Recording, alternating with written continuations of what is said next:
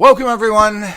Dr. Thor here, and let's get ready for Gnosis. Well, in my continuing research on the Process Church, I have just finished Timothy Wiley's book on the Process Church, which is written by him, and he has actual chapters in there from many of the leading members of that actual organization or church. The name of the book is Love, Sex, Death. Love, Sex, Fear, Death, the inside story of the Process Church of Final Judgment by Timothy Wiley. Now, Timothy Wiley was one of the top leaders in the actual church, which is very interesting.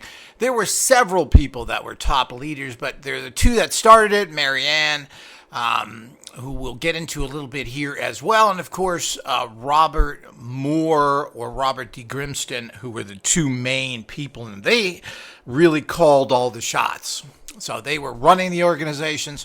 And this book is very authoritative, and I believe that this is probably the best book on the Process Church you will find that isn't sensationalized in general. And what this really lays out, and again, I followed a lot of different cults because of the nature of the occult sciences and running into several of them. I'm an expert on satanic cults and what they're up to, what they're doing. And of course, cults in general you tend to run into in these years, especially if you're an alternative person, because you got to be careful who you get involved with. Now, I was just about ready after reading this book. Makes a lot of sense. It gives you the timelines. It follows what they did, how they did it, what they were involved in, and particularly those two that have been always blamed to be the head of thing into all sorts of ridiculous things that have been claimed that they have done. They certainly, with this book, which I believe is pretty much truthful. I would say this is 95% truthful. I think there's probably 5% that is covered up a little bit. But this isn't just a glorifying book here. This tells you exactly what happens, and it isn't about how wonderful everything is. It gives you the good and the bad, and it gives you the way people are thinking and acting, and I do believe, and my psychic tests on this book say that it is correct, what is being stated here. And I was just about ready to give the Process Church a particularly 100% clean bill of health, so to speak, because I believe this book is right. And it's a typical story of an abusive cult, which they all are. I knew little cults that when I was going to school in Santa Barbara were running health food stores, and you go in there and the members there all look like they were being beat all day. They weren't taken care of well. They don't seem to be happy. I've been involved in other things, not directly, but have had contact with the Hare Krishnas. There's horrible books on them that they have death squads. I've been to Hare Krishna, particularly in Los Angeles, and the people there are weird. They're not happy. They're trying to recruit people.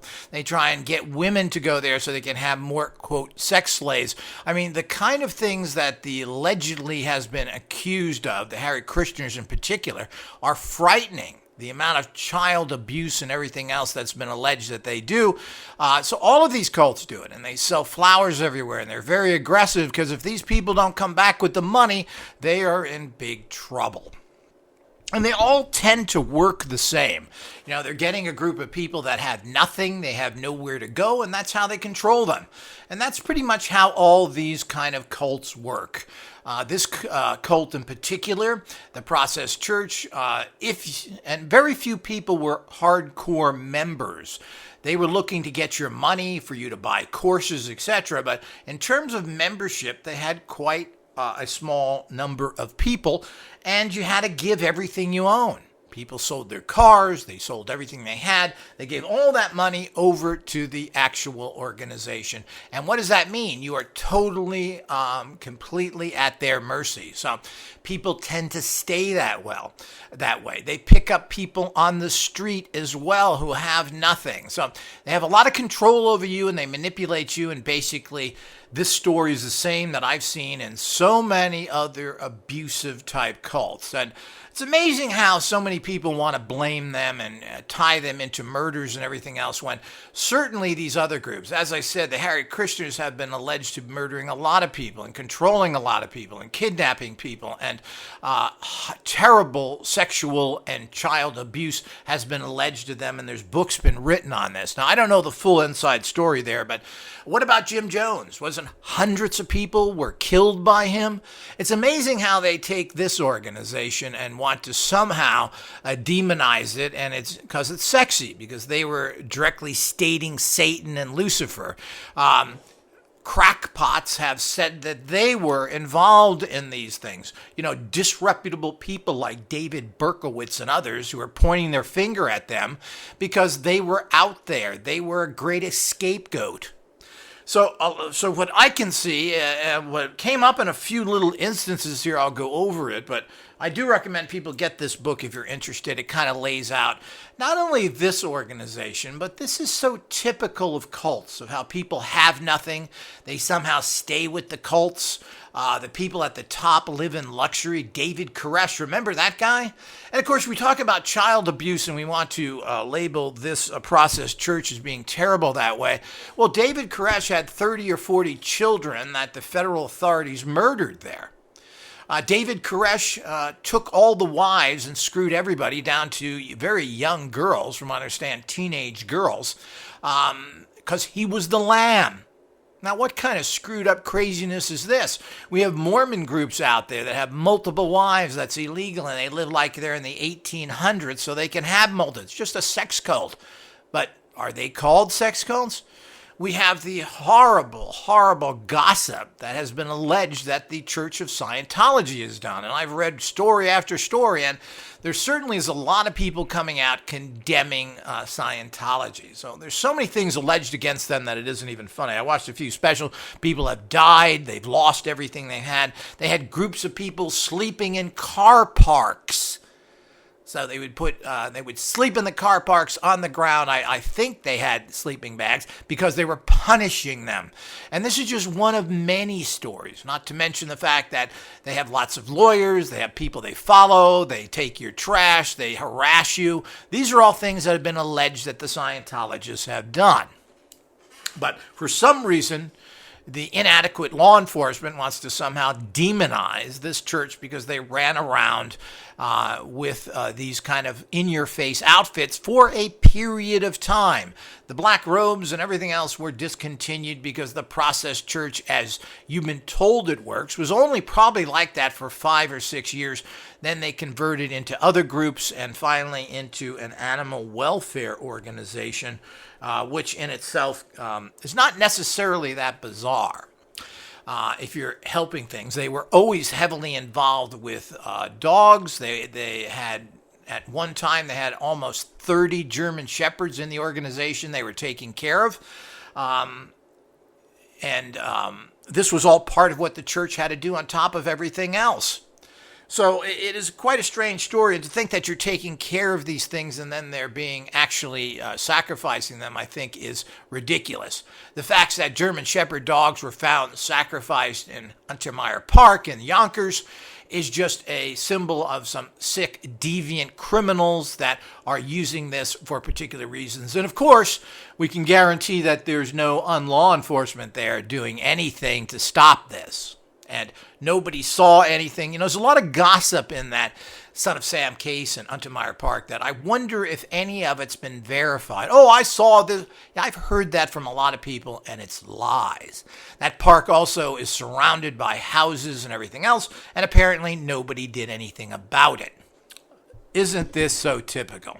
So I don't know what the real case there is not, but to blame this organization who basically was spending its entire time trying to survive, trying to make money, and the people that made the money didn't have time to be going out and doing criminal activities, and particularly murdering people. And the bottom line is none of these people really had a background to do that kind of stuff, nor were they that type of people. Well, David Berkowitz was, because he was a nut job from a baby. This is a guy who had at least 3 or 4 head injuries. So he was completely, when he was young, completely unstable. And now whether he was a intelligence agency mind control person as well, we don't know. He certainly was in the military. Before he went on his killing spree, he learned how to use guns and kill people. Certainly this helps, but he was a very disturbed person before that, from what we can tell. So when we look at this church and they're moving around everywhere, they're trying to get new people, because that's what you have to do.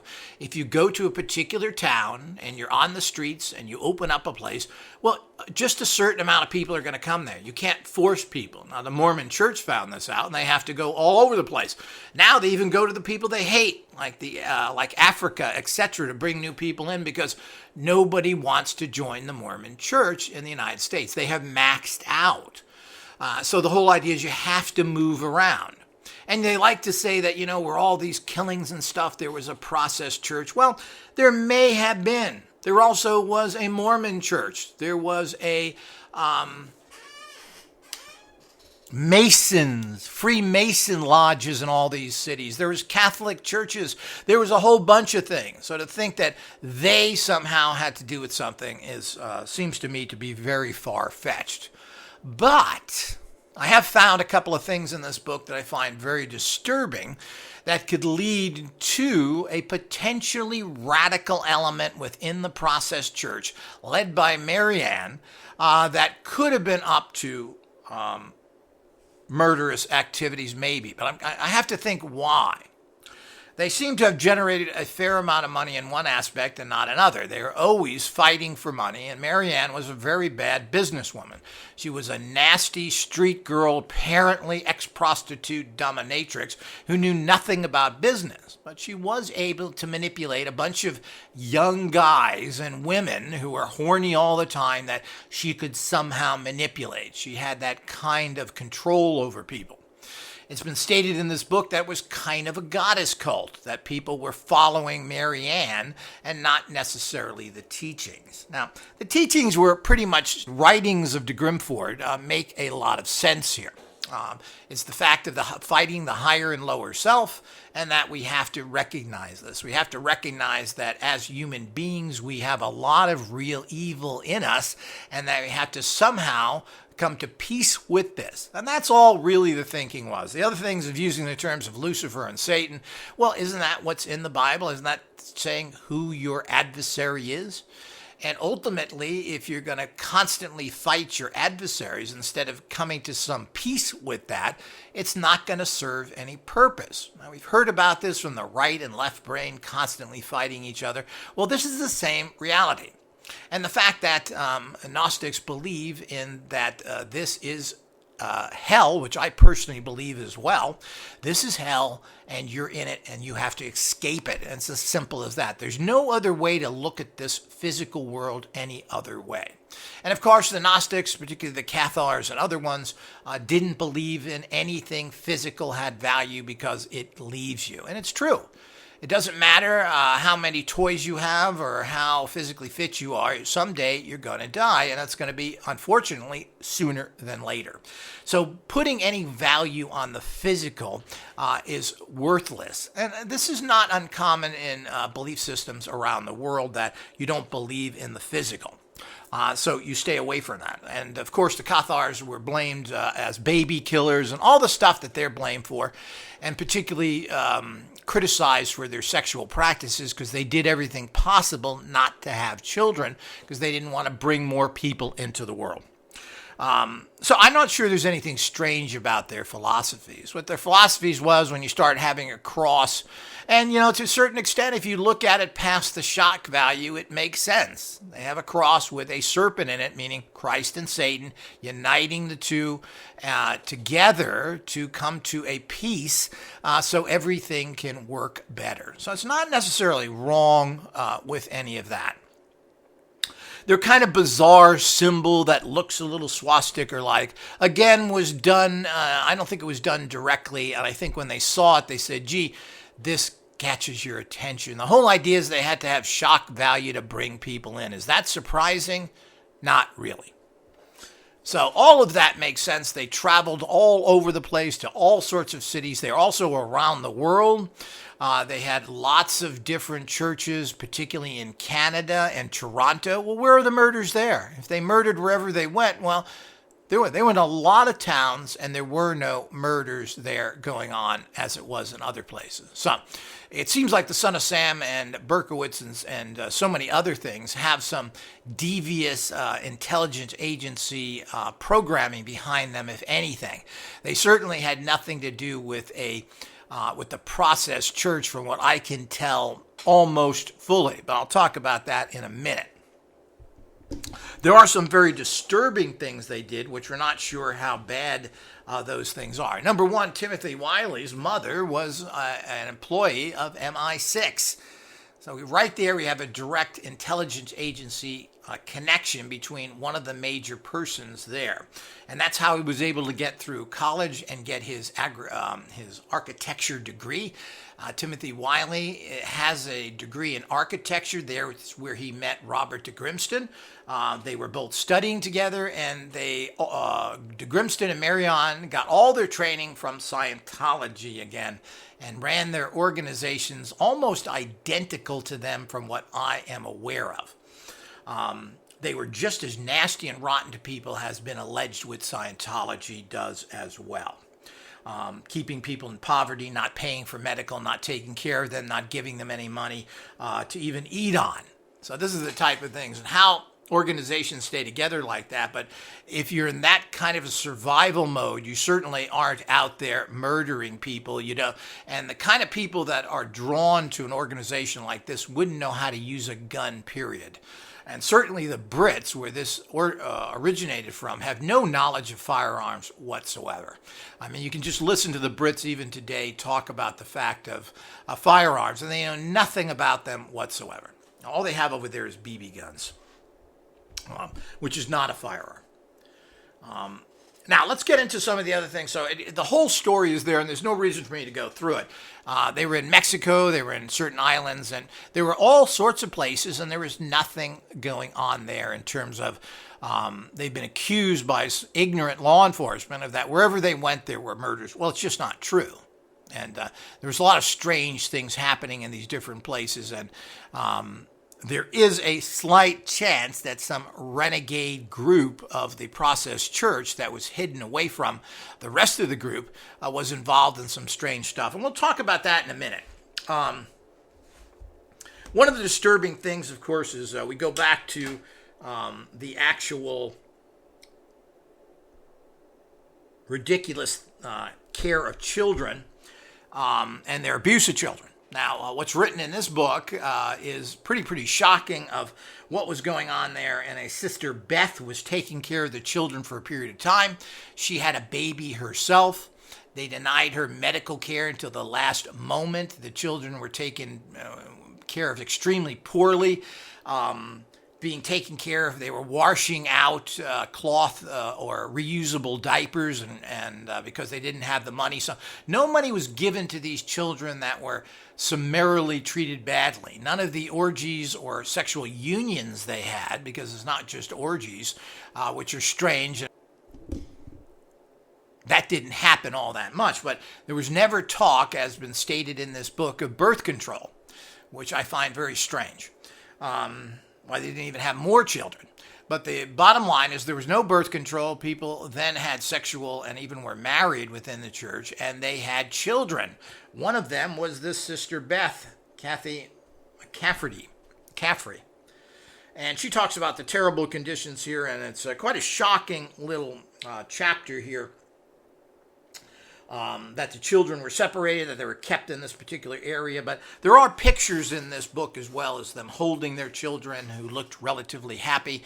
And so how long this went on and what was the problems. But there's very, very disturbing stuff here.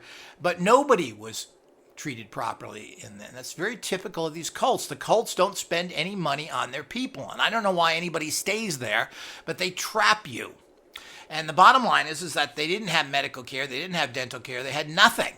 So it's amazing that more didn't happen or people didn't die. And apparently there's some talk of one child who did die because of medical complications. And of course, they covered all this up.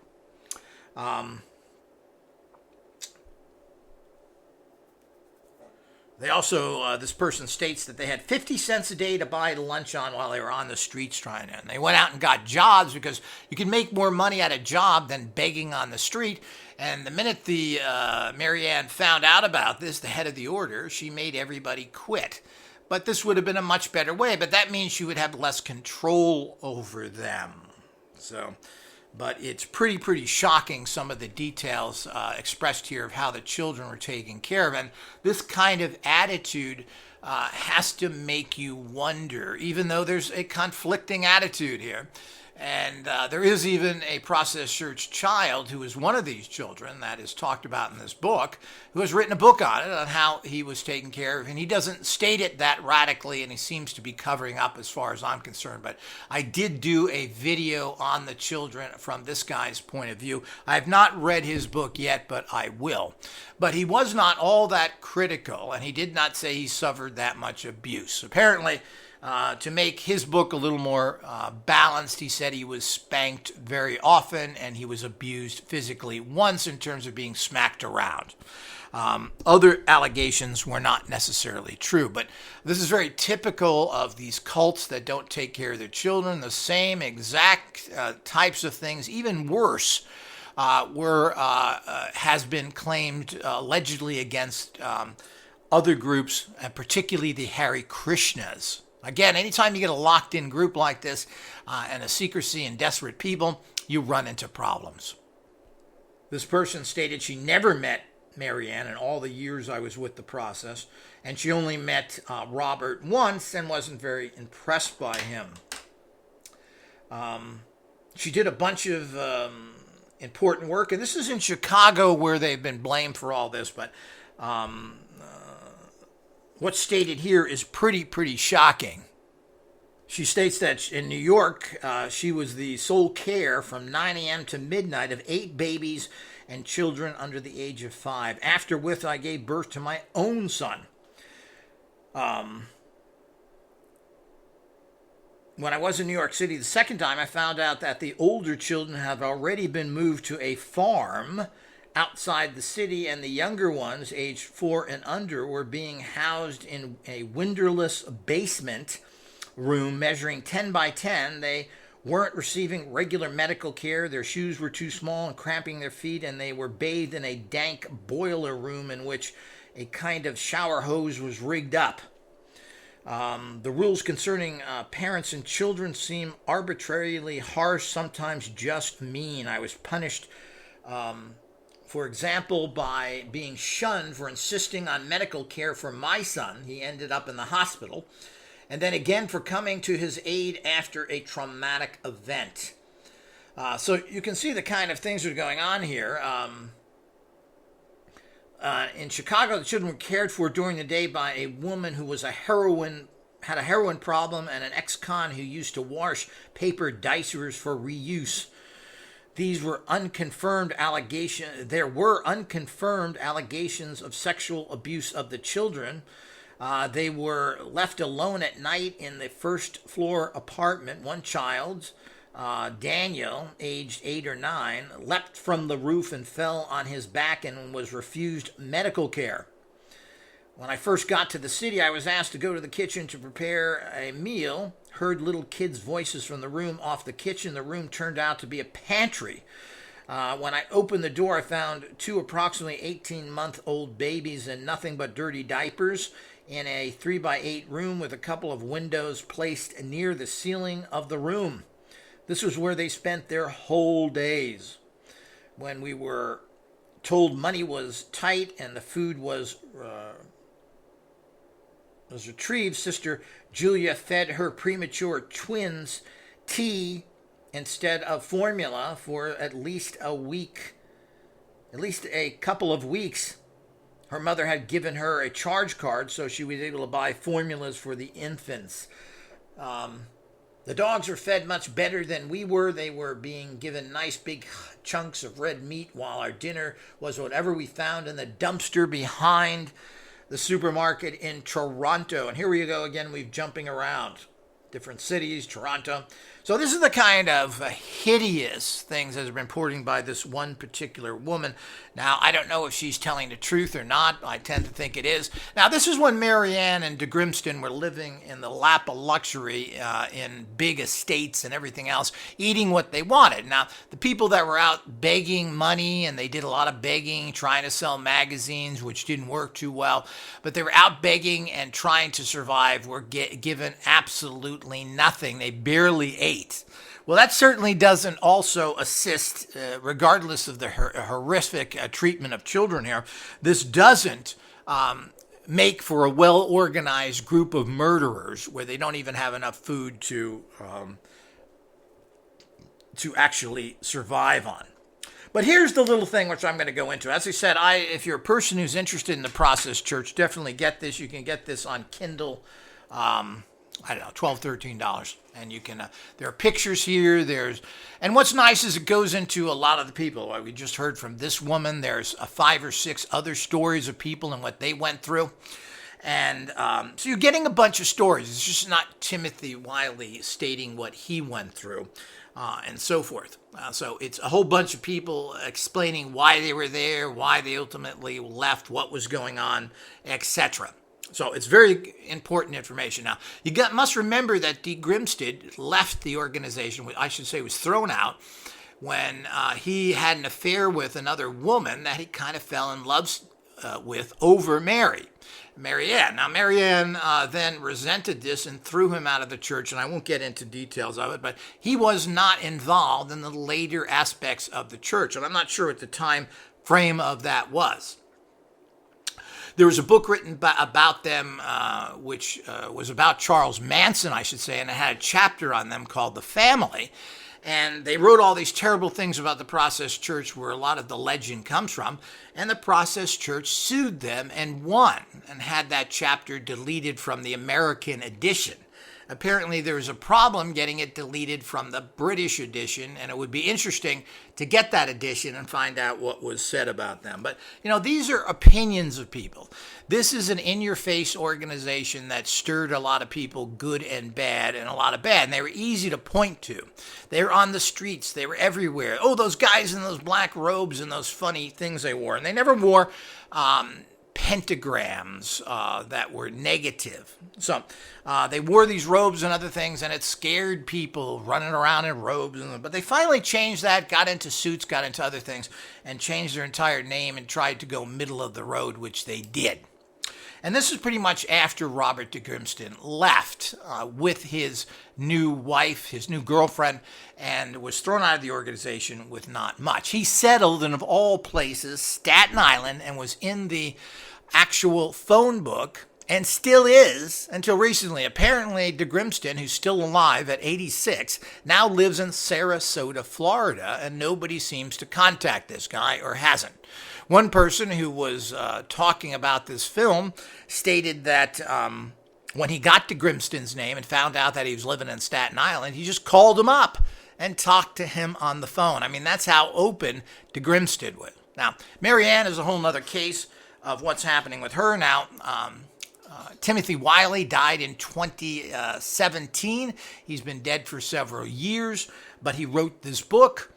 Mary Ann, apparently the head of the church, and who was a very unstable and dictatorial person, and seems to have been, if there's any question here, this person was power mad and could do most anything she wanted. Now, apparently she died in 2005. Now, there was talk of all this glamorous, she died by a dog attack. Well, apparently she was very ill, apparently with, and this is speculative, but she was ill, as it mentioned in this book, and died in 2005, probably from some sort of cancer or something. We don't know, because again, with all this stuff, why we don't have official documents, I don't know. But the fact that she was attacked by roaming dogs, I think, is a little bit too Hollywood for my liking.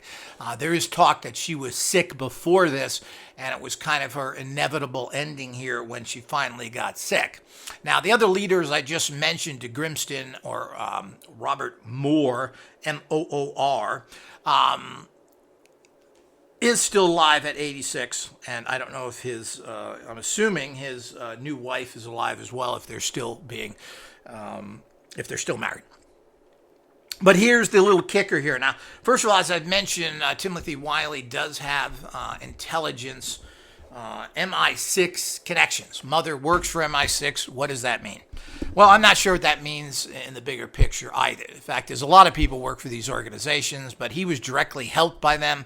He was gotten into school, helped to get his architectural degree because his family didn't have the money. So this is a way of helping and pushing, and what else went on here, I don't know. He certainly doesn't state that he had any contact with them past that. Now, because there's a question how of someone of his level was able to go to expensive colleges, so you have to come up with an answer, and that is the answer. And of course, he went to college way before he was involved with this organization. Now, here's one of the things that happened to a Father Malachi, and who I'm not entirely sure of, but they had a meeting when the organization was having serious problems again. And they showing the kind of mentality that Mary Ann had. They were sitting together having a meeting saying, we need to find out why we're not doing better. And it appears to be the fact that we are being infiltrated, and this is where the whole Nazi thing comes in, that we have a problem with the Jews who are trying to destroy us as Christians, and that the Jews inside the organization, etc., are causing us all these problems. And Father Malachi said, well, that's just anti-Semitic. That's ridiculous. Well, apparently, Mary Ann and another person who was there formulating this kind of attack she was going to do, and I don't know if she thought this was going to bring her attention or not. Her love for Nazism and the fact that their symbol had a swastika effect to it was all part of her sympathy to that, which I always find amusing. Because of the fact that the British, 60,000 of them were murdered just by the bombings of the civilian bombings of England, not to mention the millions of people that died in the wars with the Germans and the Nazis. So I've always wondered, but you got to remember that the British, of course she was Scottish, but the British are German, and that's their problem, the reason why they've been so vicious in general. British colonialism killed millions and millions of people. So, and had done horrible things around the world with the colonialism. And Americans have always kind of looked the other way because we kind of figure we're a little bit British when we really aren't. But that's another story. But apparently she was very sympathetic to this and wanted to push ahead in that era. So, but here's the kicker that makes me wonder what's going on with this organization, or what possibly could be going on in the background that some of this organization could be in. So he was then, after leaving this meeting, was viciously attacked, apparently, verbally and character-wise. So now how all this came together, I don't know. The book is not very explicit on this. But what the second element of this was not only, while he was preparing to leave, by the way, so he's getting out of there after, I think, was it 12 years, or that he stated he was in there, 12 or 15 years. He was viciously attacked within the organization of his character and everything else because he didn't agree with Mary Ann, but he was also physically threatened. And apparently he was under the impression that goons were hired to go over there and physically attack him. Oh, where did this happen? This is when we start to wonder if some of the rumors about this organization are not. Now, the other thing I noticed within the book is that there's constant references to many different locations within a city that were, quote, process homes. So it wasn't just one house. They had several. When I was reading the book, it sounded like they had quite a bit.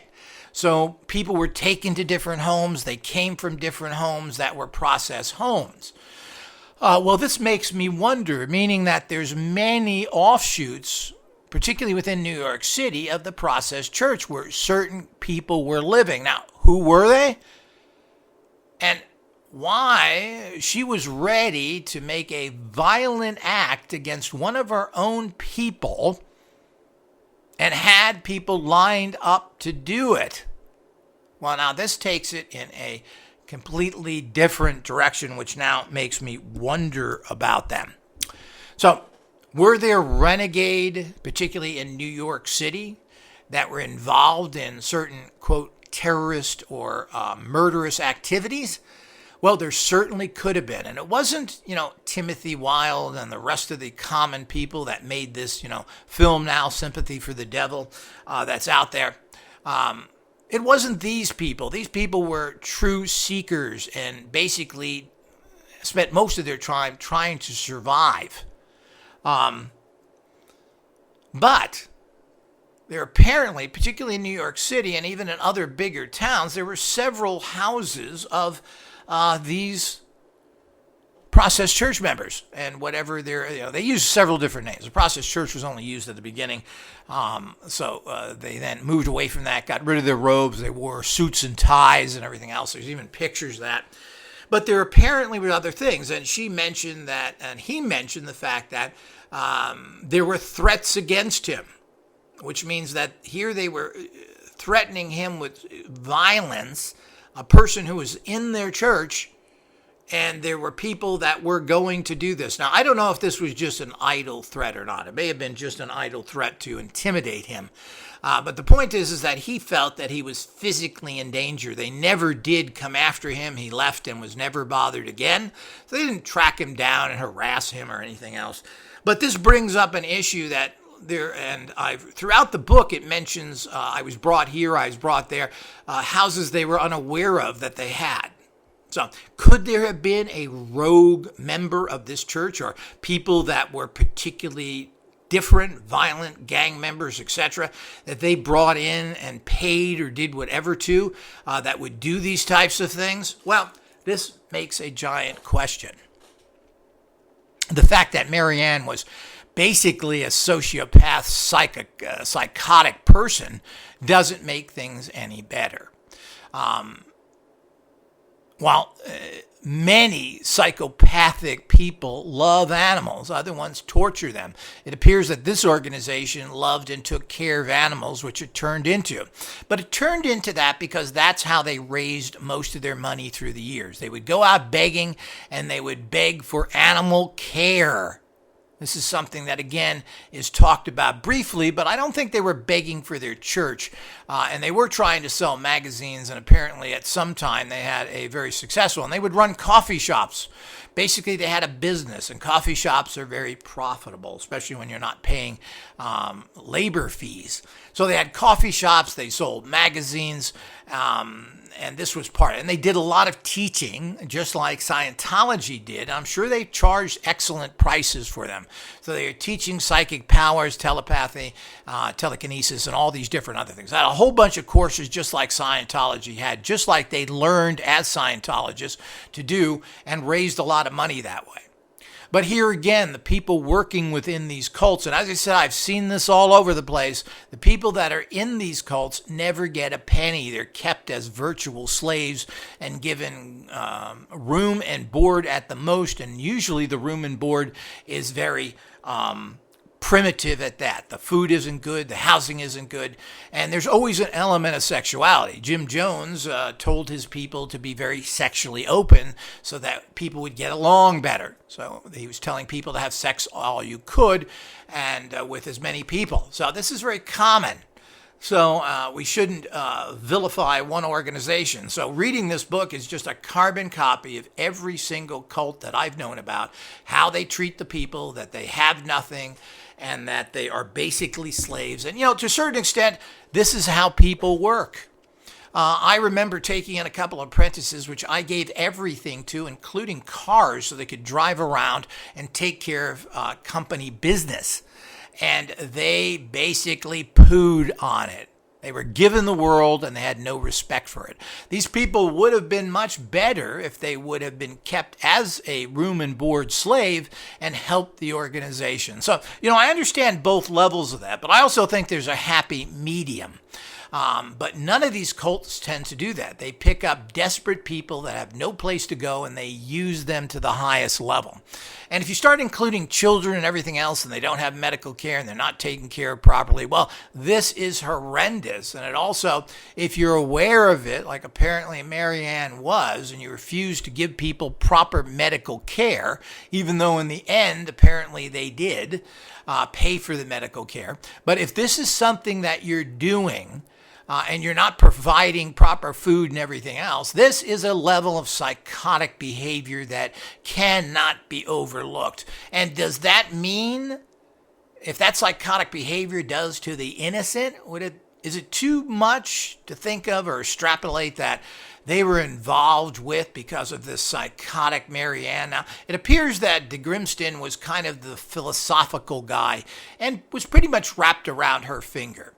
The author kind of mentions that this was more of a goddess cult, and everybody was kind of worshiping Marianne, and she knew it, and she had that kind of sexual power over everybody. And that's what it was all about. And of course, they had the usual pictures of themselves up, all the stuff you see everywhere of this semi-god worship stuff. And de Grimston just didn't care either. He wasn't much better. He was doing his writing and ignoring anything that was going on. And when anything was brought up to him that this is an issue to take care of, well, he just ignored it or said that this was just nonsense and didn't want to deal with it. So that's, again, a level of psychotic sociopathic acting that cannot be overlooked, because it isn't a great jump from ignoring and basically causing the malnourishment and even death. And it's hard to believe that more children didn't die. And it's hard to believe that there may have been things going on. Maybe it wasn't sanctioned by Marianne, but these children were in the custody of people who were untrustworthy and had nothing and who were drug addicts. They certainly could have been doing all sorts of horrific things.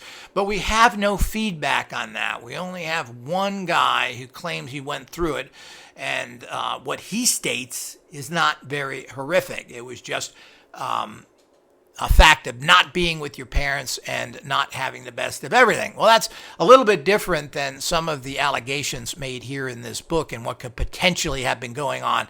Maybe Marianne knew nothing of this, but if you're going to turn children over to drug addicts and other ones, of course, they brought in this other woman to watch them, and she wasn't a drug addict, so it's a little controversy there.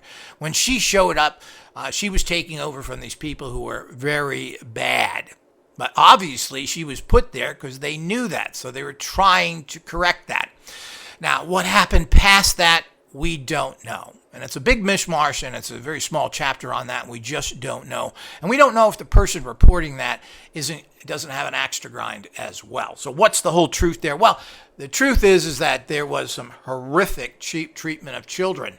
There was threats of physical violence. This sociopathic way, against their own, by the way, that lead to the fact of, is it a big leap that Mary Ann would have not been supporting maybe some psychotic killers because she hated society, she hated men, she hated couples, and I think a lot of the murders that Berkowitz did were at lover-type lanes. Was this something because of her past prostitution and general hatred of men and society because she had to go into prostitution to survive? So it is claimed. Again, I don't know if any of this is true. That's what they say. But, I don't believe anything unless I find it out personally. I'd have to see records of that instead of hearsay. It's a nice, sexy story. But the whole idea, is it a far jump from this? She was well aware of these horrible things going on and ignored it. Apparently, it was corrected to some degree because these children did survive, did write a book, did go on. So what is the bigger story there? Never get that. And you never get a chance to talk about it. And I'd like to talk to this woman and find out more of the details. But is it important now? Well, I'm afraid it's not. And what was going on, and why weren't there investigations by authorities and everything else? Nothing is ever done, and so you never have any real stories. But as far as I'm concerned, it's not a big leap from horrific treatment of children and the bizarre, psychotic Nazi love that she had, to jump into actual murder, because it's not a big jump, I don't think, at all. I don't think it takes too much more. Here you're going to beat up one of your own priests because he doesn't want to become a Nazi, and you're horribly treating children, and when you have stacks of money yourself, and you're not using it even for basic survival needs, well, this shows a very disturbed, very psychotic woman who had basically her little sissy boy with her for many years, until he was thrown out because sissy boy found a nicer looking babe, because she certainly wasn't anything special. So since that happened, and she was further upset about that, certainly could have turned into potentially having a secret process house that housed some psychotic murderers who were set out into the street in the night. And maybe this is something that went on consistently. You know, the problem is that there is a lot of doubts here. I say there's probably, 5% chance of this. When you have a secretive organization, you have multiple houses that you don't know about. Well, why were there so many multiple houses? Were they actually little cells of people doing things of all sorts of criminal nature? Could they have been places that were selling drugs and other things? Because again, the money factor here is a big question. So then she goes from all of this, and of course it's a big failure. You're not going to make money through churches or anything else. They're very difficult to start and maintain and to keep going. So it's very, very difficult to have any kind of nonprofit or spiritual organization. So what was it that they were successful at? What was it something that had their great interest in? And that was animal sanctuaries. Now, a lot of people love animals and murder humans. This is not unusual. Some of the most brutal regimes, particularly the Nazi regimes, had the strongest animal protection laws. It's bizarre but true. So the fact is that she saw that this is what everybody was interested in. You could raise money to help animals. You can't raise money for a new religion. There's already too many religions. How do you bring in this strange religion? Well, you scoop the cream off the top, and there's only a little bit of cream that you can scrape off the top, and then you're back to where you were before. You can't keep building a religion unless you basically make a religion like the Mormons did. Everybody has 8 kids. Well, you're creating a religion that way. And pretty much that's how the Mormons grew, is they made more Mormons by the millions. Now, they weren't interested in that, and Marianne certainly was a bizarre sexual person who, instead of encouraging people to have lots of children and using the system and building their own church from within, which is what works, she was totally against that and actually opposite of it. So this is a problem with a lot of these kind of cults that don't perpetrate having lots of children, which become part of the religion automatically, and then they have their own children. So, people should examine the Mormon church. They basically, to put it crudely, they hump themselves into popularity. So, with that, we need to fully understand the situation here. So they decided then to go into this animal sanctuary business, which is a bizarre, because it has tens of millions of dollars, maybe even hundreds of millions of dollars they have as an animal sanctuary. And where is all this money coming from? Now, they are a nonprofit, so they'll tell you where their money comes from and how they use it. And they are using their money properly. They have like 18% of what they take in or something in that area is used for costs. The rest of it goes to the charity, which is a very small amount. A lot of charities, you'll find 90% go to the people in the charity, and 10% go to actual using it for the purpose. So they have that, and they have tens of millions of dollars. And they've been around now since all of these so-called accusations, and everybody's saying that they were a murder cult and involved with children, exploiting children, and still are. Nothing has ever happened. Nobody has been arrested. Nobody has even been accused of anything that I am aware of. All the main people in that church who are in this book have never been arrested, don't have any criminal records per se in terms of activity for the church, and nothing has happened. Everything goes down to what apparently is some sort of intelligence agency, some sort of government conspiracy people who may have programmed David Berkowitz and Carr and others to go out and commit these types of things. It doesn't seem to be hooked. They are hooked up to them. It does. They seem to be the scapegoat. But there are these questions that cannot be refused. But there's a lot of process branches that were out there, and there were no murders at that particular time, as has been claimed. Wherever the process church went, there were murders. Well, this is true to a degree, but these were all big towns that they went to. But there is still that question there. Where are all these extra church houses? Where did all that money come from? And so forth. They always seem to have a lot of money problems. And this was part of the reason they had to survive. On the other hand, they always seem to have lots of money. Where did that come from? And of course, they had some sizable businesses going, and they were making $2 to $5 million a year. Timothy Wilde stated $2 million, which would be probably equivalent in this day and age to $10 million. And I think he was lying. I would say there's probably more like $5 million, which would be equivalent to something like $20 million. This is a lot of money to have. So it could have been saved. They apparently had bought several different properties. This is all alluded to and talked about, particularly for the divorce. So this is where a lot of the money came. But why this animal sanctuary group got so much money is kind of unknown, and we need to do research in that, or somebody needs to do a book on these people.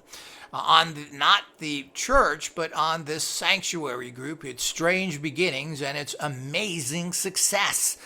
We need to know what's going on there if you're curious. But the problem is that we have huge criminal gangs that are involved in Satanism to this day. And it is quite common all over the place. And we now have Satanism, which was looked at as something strange and weird. You got to remember, the process church was not Satanism. It was a belief in the higher and lower self. The fact that you can go into any church and you'll find a Bible with Satan and Lucifer in it. The fact that they were more out in front about it, but they certainly have sermons in all churches about Lucifer and Satan and the bad demons and so forth. And it's all about fighting them instead of saying, hey, how can we make peace with them? So they were not a satanic order whatsoever. They were a Gnostic order, which nobody understands, and another one of those words that has been bandied about, misinformation. There are out-and-out satanic organizations, and there are the largest membership ever is right now. They're on YouTube. They're everywhere. There's even satanic porno where people are involved in that as well. So it's went into every phase of life. There are people out there, and you can see them on the internet and everything else. So there's a huge following for Satanism, and it's looked at now as, so what? You can buy T-shirts, you can get records and all this stuff. And this slowly happened over the last 30 years, but it came with the black metal and the images, and now it's gotten everywhere and it's fully accepted. People tend to laugh at that and think, oh, there's nothing to it, it's just teenage stuff. Well, I've never thought that, and I don't think it's a good idea to accept evil practices and these kind of things, because where does that end? Well, we look the other way with all the corruption, all the evil that goes on right now, and part of that is because we've conditioned to it. Now, there's so many. Now it is not looked upon as anything unusual or bad by the general populace. Only the fake Christian organizations claim they think Satanism is so bad, but they do absolutely nothing about it, and they're certainly not bringing information to the public. They are preaching a bunch of nonsense, and they're all inclusive again. So if you have anything to do with an alternative religion, whether you're a Druid, whether you're into Wicca, whether you're into, and they even consider Satanists as Hindus. And anybody that's not part of a very traditional church is considered evil. So they screw themselves by being such all-encompassing and not taking allies where they can. And then, as I said, you can buy satanic shirts and items and everywhere now. They're all over eBay. You can buy all these reverse pentagrams. They're on T-shirts. You know, it's totally accepted now, and nobody thinks anything of it. And I've talked to a lot of people, and they have bought courses from Satanists, particularly E.A. Koenig, who come across as a middle ground person, and he certainly did a good job of it, and people have bought his stuff, claiming that you can be so powerful. The usual nonsense you get from everybody, that you're going to be your own God, and that you're going to have all this power, and you're going to control your life and others. Well, this is why organizations look down upon your personal empowerment because of that. Now, what you have to, so this is a fact. Now, this organization never really preached any of that. Unfortunately, Mary Ann was pretty much a sociopathic person from what I can tell in every phase of her life. And she certainly, as well as de Grimston, who knew of many bad things happening and certainly didn't step forward and do anything. He was allowed to stay in his ivory tower, thinking his philosophical thoughts while everybody else was suffering and really didn't care. So he was pretty sociopathic himself. But certainly Mary Ann was, and didn't seem to have any problem resorting to violence. So all that can really say at the end of that is that, well, how far did that violence go? So get this book. There's a link down below to obtain the book through Kindle. And if you're interested in this area, this certainly, I would say, is the authoritative book on the organization, giving you personal stories and giving you a whole timeline. So I believe that this book is at least 90% correct, and I think 10% has probably been left out. That is just dirt. But wisely, this author made sure he put dirt in there, so it didn't look like it was a complete PR book for the church itself. So I hope you've enjoyed this. Until next time.